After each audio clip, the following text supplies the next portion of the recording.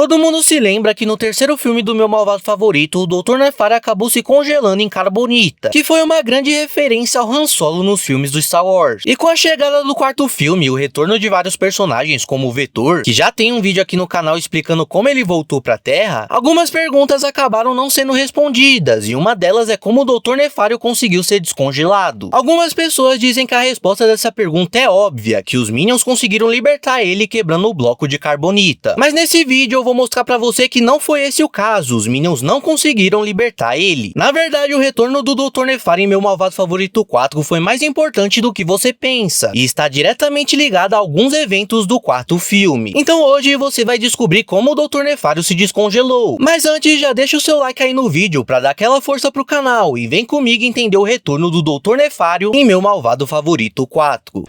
E aí, topas? Uhul!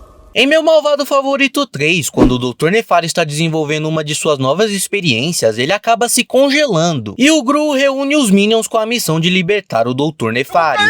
Mas tudo isso só aconteceu porque a voz original que dá vida ao Dr. Nefário, o Russell Brand, não voltou para o seu papel em Meu Malvado Favorito 3. Eu fui atrás e pesquisei por que ele não voltou no terceiro filme, mas eu não consegui encontrar muita coisa especificamente sobre ele em Meu Malvado Favorito 3. Só que em 2022 ele retorna para o papel fazendo a versão mais jovem do Dr. Nefário. E isso mostra que não existiu nenhum tipo de atrito entre o Russell Brand e a Illumination. Mas pelo visto, o Russell Brand é um ator com uma vida conturbada em Hollywood. Eu não vou me aprofundar muito na vida desse ator porque não é a intenção do vídeo, porém em 2023 aconteceu algo com ele que é muito importante e eu preciso comentar aqui, porque impacta diretamente no futuro da franquia Meu Malvado Favorito. Em 2023 ele novamente foi acusado por um crime que ele já havia sido acusado no passado. E agora, em 2024, a gente teve o quarto filme do Meu Malvado Favorito, com a volta do Dr. Nefário. Apesar da aparição dele ser rápida, duas coisas sobre a volta dele não foram respondidas. Primeiro que no original eles substituíram a voz do personagem. Quem prestou a sua voz agora para dar vida ao Dr. Nefário nesse filme foi o ator Ramesh Raghunathan,